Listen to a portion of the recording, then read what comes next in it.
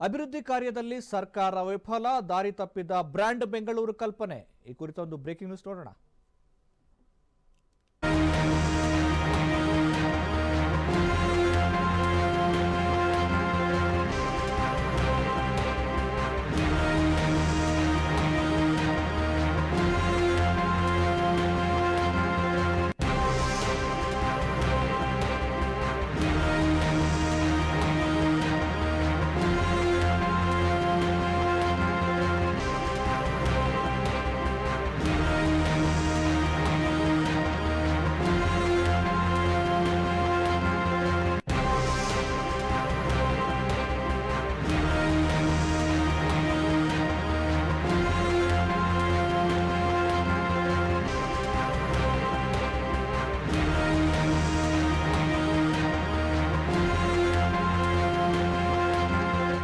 ಅಭಿವೃದ್ಧಿ ಕಾರ್ಯದಲ್ಲಿ ಸರ್ಕಾರ ವಿಫಲ, ದಾರಿ ತಪ್ಪಿದ ಬ್ರ್ಯಾಂಡ್ ಬೆಂಗಳೂರು ಕಲ್ಪನೆ.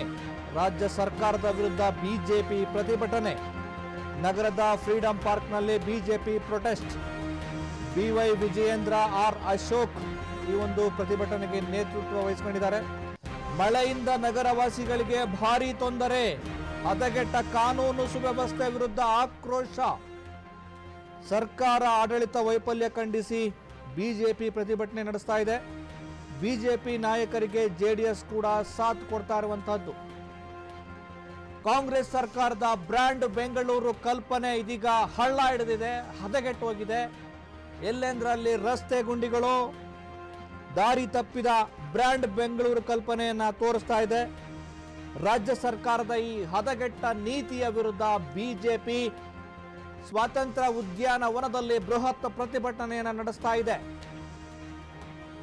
ಈ ಒಂದು ಪ್ರತಿಭಟನೆಯ ನೇತೃತ್ವವನ್ನ ರಾಜ್ಯ ಬಿಜೆಪಿ ಘಟಕದ ಅಧ್ಯಕ್ಷ ಬಿವೈ ವಿಜಯೇಂದ್ರ, ವಿಪಕ್ಷ ನಾಯಕ ಆರ್ ಅಶೋಕ್ ವಹಿಸಿಕೊಂಡಿರುವಂತಹದ್ದು.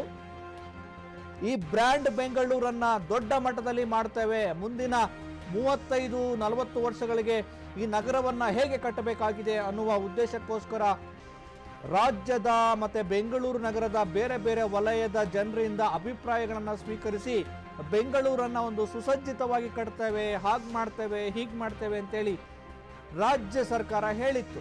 ಇದೀಗ ಒಂದು ಸಣ್ಣ ಮಳೆಯನ್ನು ಕೂಡ ಬೆಂಗಳೂರು ತಡೆದುಕೊಳ್ಳೋದಿಕ್ಕಾಗ್ತಾ ಇಲ್ಲ. ಸಂಚಾರ ದಟ್ಟಣೆ ಹೆಚ್ಚಾಗ್ತಾ ಇದೆ, ಕಾನೂನು ಸುವ್ಯವಸ್ಥೆ ಹದಗೆಡ್ತಾ ಇದೆ. ಹಾಗಾಗಿ ರಾಜ್ಯ ಸರ್ಕಾರ ಹೇಳ್ತಾ ಇರುವ ಈ ಬ್ರ್ಯಾಂಡ್ ಬೆಂಗಳೂರು ಬ್ಯಾಡ್ ಬೆಂಗಳೂರು ಆಗ್ತಾ ಇದೆ. ಈ ಸರ್ಕಾರದ ಈ ಯೋಜನೆ ಹಳ್ಳ ಹಿಡಿದಿದೆ ಅಂತ ಹೇಳಿ ಬಿಜೆಪಿಯ ನಾಯಕರು ಬೆಂಗಳೂರಿನ ಸ್ವಾತಂತ್ರ್ಯ ಉದ್ಯಾನವನದಲ್ಲಿ ಬೃಹತ್ ಪ್ರತಿಭಟನೆಯನ್ನ ಸರ್ಕಾರದ ವಿರುದ್ಧ ನಡೆಸ್ತಾ ಇದ್ದಾರೆ.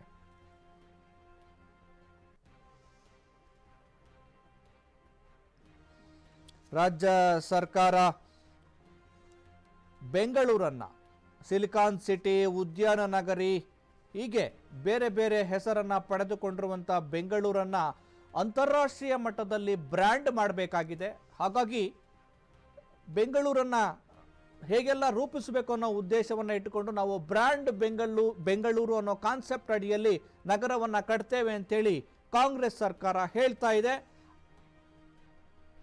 ಆದರೆ ರಾಜ್ಯ ಸರ್ಕಾರ ಈ ಬ್ರ್ಯಾಂಡ್ ಬೆಂಗಳೂರು ಕಾನ್ಸೆಪ್ಟ್ ಅನ್ನ ಸರಿಯಾಗಿ ಮಾಡ್ತಾ ಇಲ್ಲ. ಬೆಂಗಳೂರಿಗೆ ಮಳೆ ಬಂದ್ರೆ ಆ ಮಳೆಯನ್ನ ತಡೆದುಕೊಳ್ಳೋದಕ್ಕೆ ಸಾಧ್ಯ ಆಗ್ತಾ ಇಲ್ಲ. ಎಲ್ಲೆಂದರಲ್ಲಿ ಗುಂಡಿಗಳು, ಹದಗೆಟ್ಟ ರಸ್ತೆಗಳು, ದಿನೇ ದಿನೇ ಹೆಚ್ಚಾಗುತ್ತಿರುವಂತಹ ಸಂಚಾರ ದಟ್ಟಣೆ, ರಾಜ್ಯದಲ್ಲಿ ಕಾನೂನು ಸುವ್ಯವಸ್ಥೆ ಹದಗೆಡ್ತಾ ಇದೆ,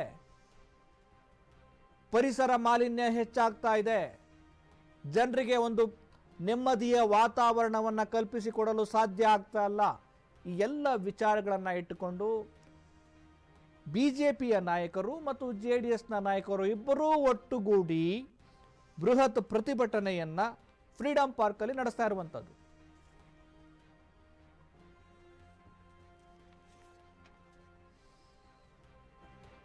ಇದು ಬ್ರ್ಯಾಂಡ್ ಬೆಂಗಳೂರು ಅಲ್ಲ, ಇದು ಬ್ಯಾಡ್ ಬೆಂಗಳೂರು.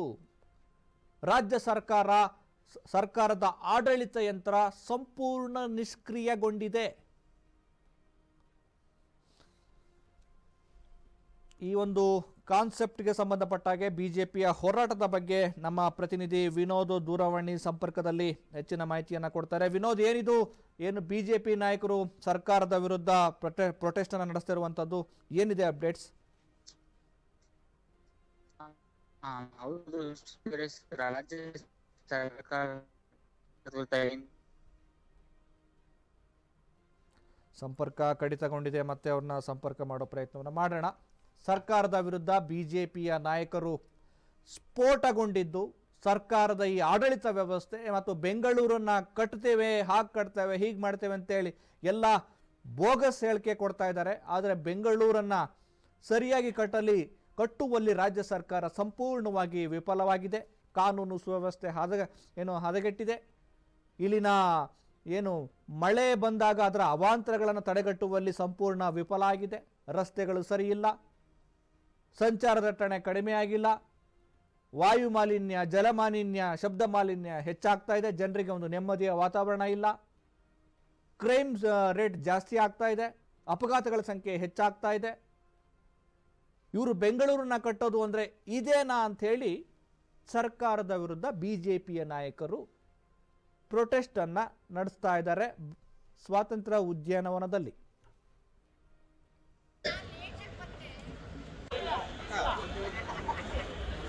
ಬೆಂಗಳೂರು ಬಗ್ಗೆ ಏನ್ ಹೇಳಬೇಕು ಅನ್ನೋದಕ್ಕಿಂತ ಬೆಂಗಳೂರು ಏನಾಗಿದೆ ಅನ್ನೋದನ್ನ ಮೊದಲೇ ಹೇಳೋಣ.